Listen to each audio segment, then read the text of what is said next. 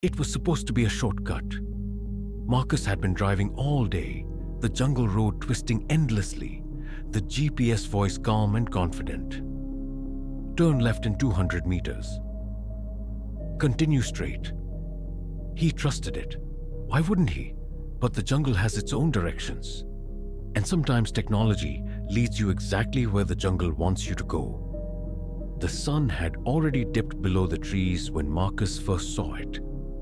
A narrow dirt road cutting away from the highway.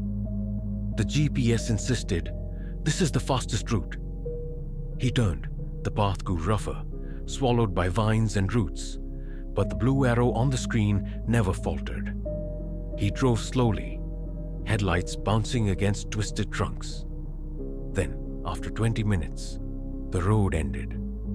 A clearing.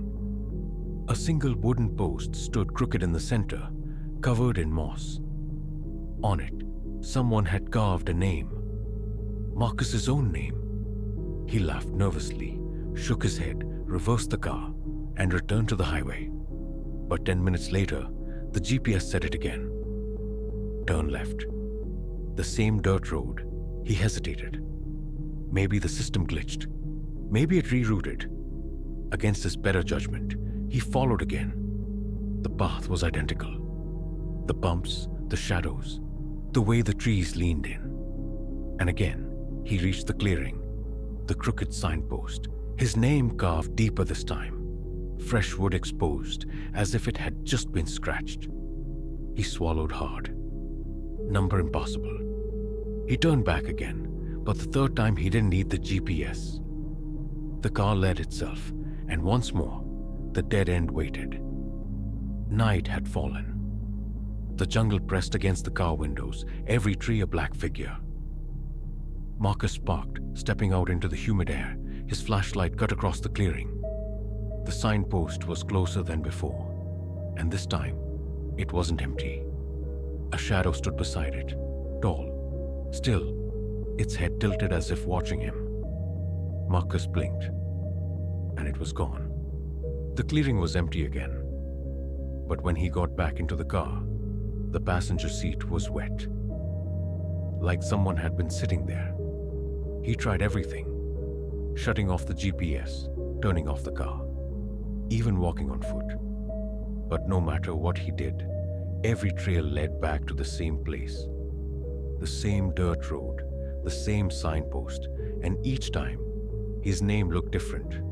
At first carved, then scratched, then smeared in something dark and wet. The fourth time, it wasn't just his name. It was the words, "You are next." Inside the car, the radio crackled. He hadn't touched it. Static filled the air. Then a voice broke through. It was his own voice. Turn left in 200 meters. He gripped the wheel, knuckles white, refusing. "No," he whispered. "Not again." But the wheel turned on its own. The headlights carved through the darkness, leading him straight to the road once more. The car shuddered as if alive, dragging him toward the inevitable. By now, Marcus wasn't sure how many times it had happened. The dead end was no longer just a clearing. The jungle trees leaned closer, their roots curling like fingers. The signpost was gone.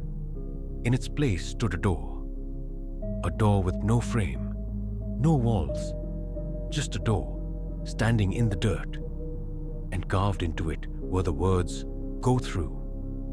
The car engine cut off, the headlights died, the jungle was silent. Marcus stepped out, his body trembling, and walked toward it. The knob was ice cold.